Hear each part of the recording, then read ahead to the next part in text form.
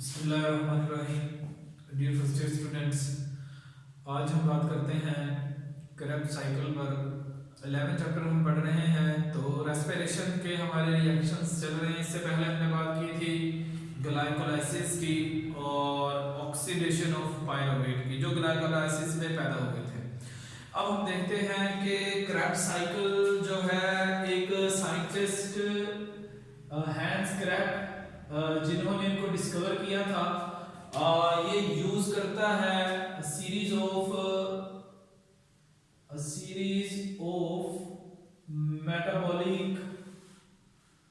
Metabolic pathways जो के convert करते हैं,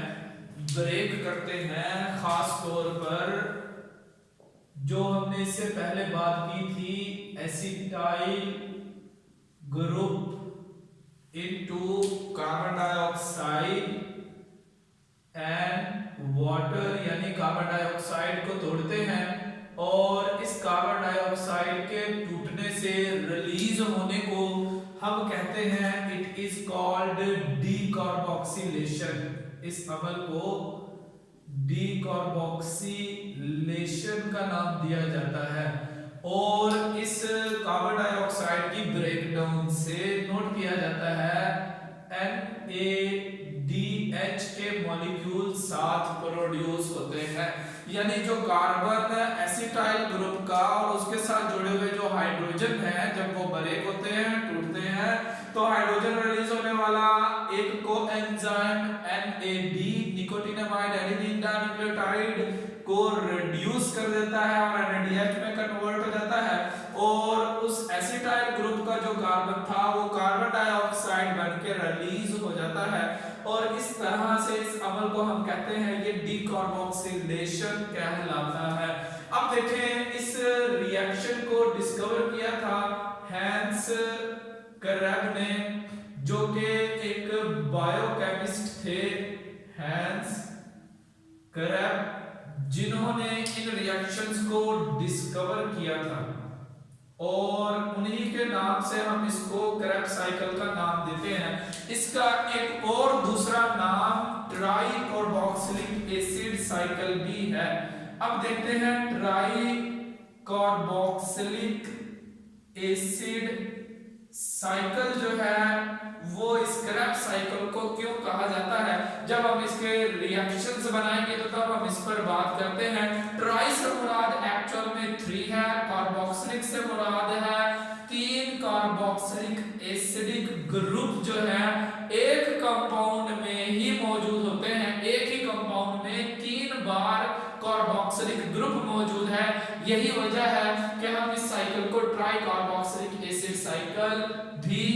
कहते हैं, TCA साइकिल का नाम भी देते हैं। तो अब डायरेक्ट बात करते हैं। हम देखते हैं कि साइकिल में सबसे पहले स्टेप पर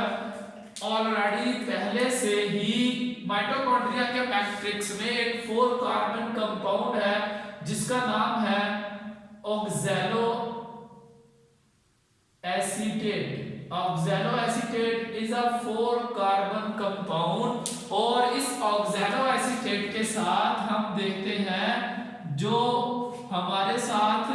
एंजाइम एंटर हुआ था क्रेब साइकिल के अंदर माइटोकॉन्ड्रियल मैट्रिक्स में, हमने कहा था it was the acetyl coenzyme A.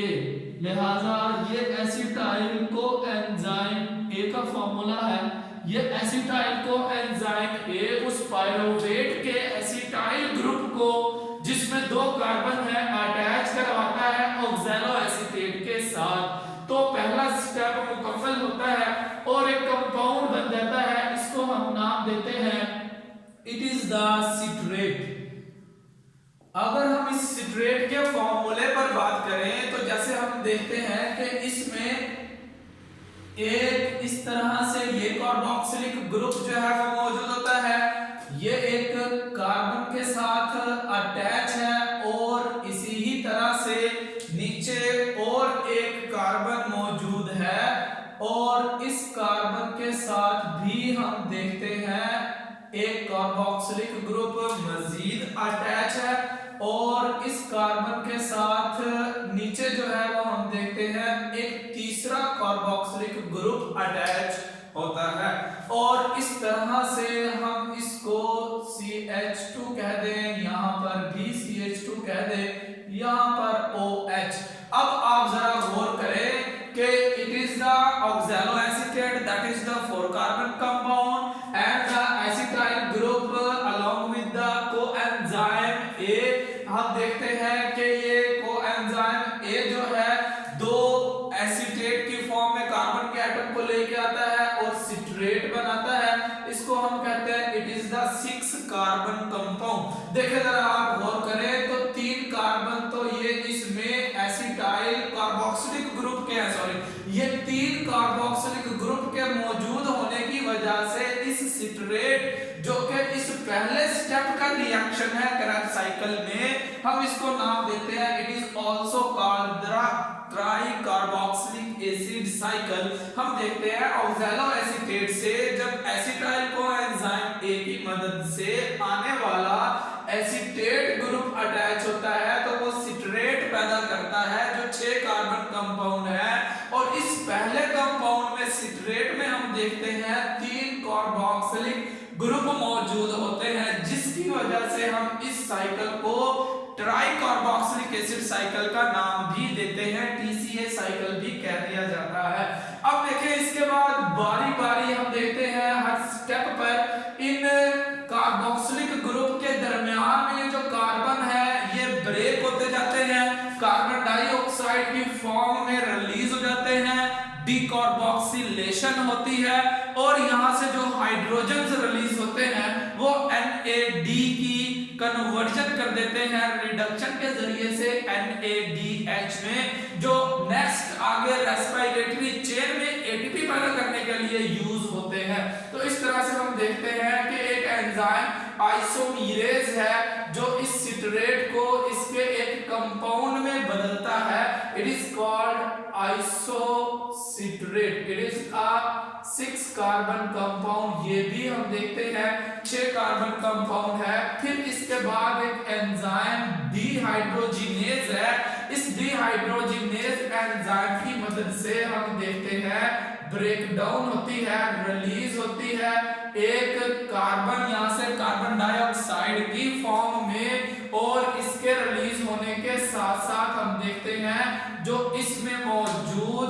Hydrogens थे वो हाइड्रोजन ये कोएंजाइम NAD यूज करता है और NADH में कन्वर्ट हो जाता है और नेक्स्ट कंपाउंड जो बनता है हम इसको नाम देते हैं it is called alpha keto, it is the alpha keto glutarate. ये अल्फा कीटो ग्लूटारेट है। अब हम कहते हैं it is the 5 carbon compound क्योंकि एक कार्बन कार्बन डाइऑक्साइड बनकर रिलीज हो चुका है। अब इसके बाद देखते हैं हम कि अल्फा कीटो ग्लूटारेट की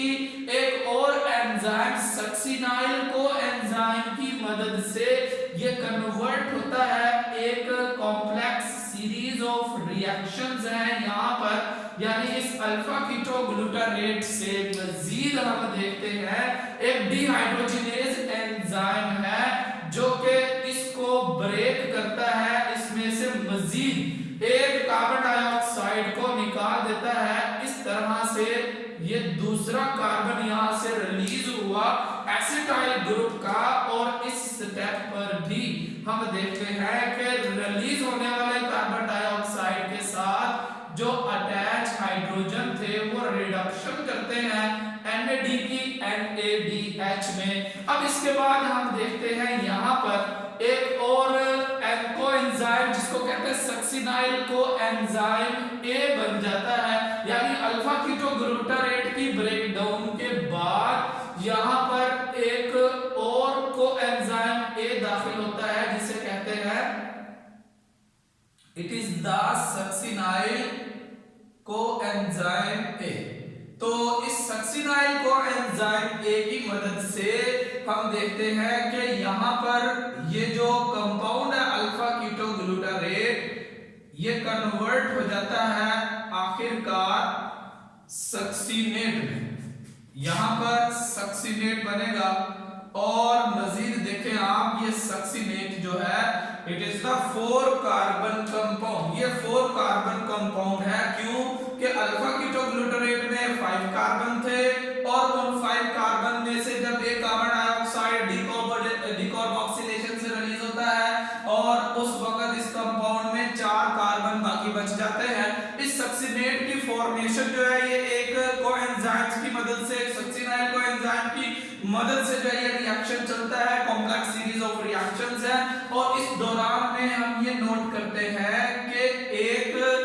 जीडीपी का मॉलिक्यूल जो है गवामीन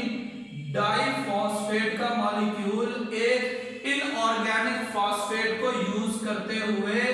गवामीन ट्राइफॉस्फेट में कन्वर्ट हो जाता है और इसकी कन्वर्जन जब हम देखते हैं वापस बैक होती है जीडीपी में गवामीन डाइफॉस्फेट और एक इनऑर्गेनिक फॉस्फेट में, तो ऐसी सूरत में हम देखते हैं कि ये जीडीपी की ब्रेकडाउन गवामीन में ट्राइफॉस्फेट की डाइफॉस्फेट में ब्रेकडाउन से एक एडीपी का मॉलिक्यूल जो है एटीपी के मॉलिक्यूल में कन्वर्ट हो जाता है। तो इस तरह से एक एटीपी इस स्टेप से भी रिलीज हो जाता है जब सक्सीनेट की फॉर्मेशन होती है। अब इसके बाद हम देखते हैं कि इस सक्सीनेट को बदला जाता है आगे फ्यूमेरेट के अंदर और इस दौरान में भी हम देखते हैं कि यहाँ से डीहाइड्रोजिनेज एंजाइम काम करता है और इस सक्सीनेट को बदल देता है फ्यूमेरेट के अंदर और इसमें से मजीद जो रिलीज होने वाले हाइड्रोजन्स हैं उन हाइड्रोजन से एक FAD के मॉलिक्यूल की रिडक्शन की जाती है। यानी यहाँ पर जो अब कोएंजाइम A आया वो निकोटीन नहीं बल्कि फेरिडोक्सिन है जिसे हम कहते हैं FAD और इस FAD की रिडक्शन से हम देखते हैं FADH2 बनता है और ये FADH2 भी आगे रेस्पिरेटरी चेन में यूज होता है एटीपी प्रोड्यूस करने के लिए जो कि माइटोकॉन्ड्रिया में ही चलती है। ये क्रेब्स साइकिल माइटोकॉन्ड्रिया के मैट्रिक्स में चलता है, respiratory chain inner membrane of mitochondria में चलती है जहां पर ये पैदा होने वाले NADH और FADH2 के मॉलिक्यूल से मजीद आगे एटीपी पैदा कर लिए जाते हैं। तो इस तरह से हम देखते हैं कि फ्यूमेरेट बनने के बाद अब नेक्स्ट जो है वो एडिशन होती है यहाँ पर एक वाटर के मॉलिक्यूल की और पानी के मॉलिक्यूल की एडिशन के जरिए से हम देखते हैं ये फ्यूमेरेट एक नए कंपाउंड में बदलता है जिसका नाम है मैलेट। मैलेट भी 4 कार्बन कंपाउंड है, फ्यूमेरेट भी 4 कार्बन कंपाउंड था जैसे सक्सीनेट था और इसी तरह से अब इस मैलेट को मजीद उसी ही स्टार्टिंग मॉलिक्यूल जिसको हम कहते हैं ऑक्सैलो एसीटेट में बदल दिया जाता है डीहाइड्रोजिनेशन के जरिए से।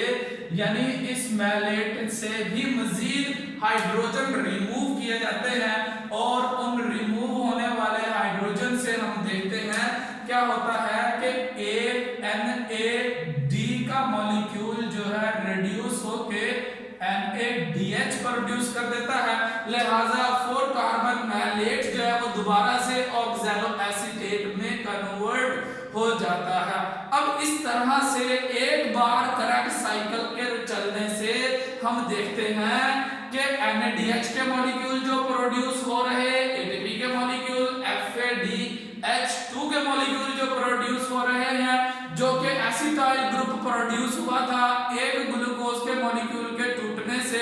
एक बार और इसी तरह से 2 पाइरोवेट से 2 एसिटाइल ग्रुप के मॉलिक्यूल पैदा होंगे तो 2 बार ये क्रेब्स साइकिल रन होता है एक ग्लूकोज के मॉलिक्यूल की ग्लाइकोलाइसिस से बनने वाले पाइरोवेट और उस पाइरोवेट की आगे ऑक्सीडेशन को एंजाइम ए की मदद से ऑक्सैल एसिटाइल को एंजाइम ए के साथ और पहले स्टेप पे हम देखते हैं ऑक्सैलो एसीटेट ही स्टार्टिंग मॉलिक्यूल है जो उस एसीटेट ग्रुप को एसिटाइल को एंजाइम ए से जो पाइरोवेट से कन्वर्ट हुआ था इस क्रेब्स साइकिल में एंटर करता है और उन हम देखते हैं एसिटाइल ग्रुप के कार्बन्स को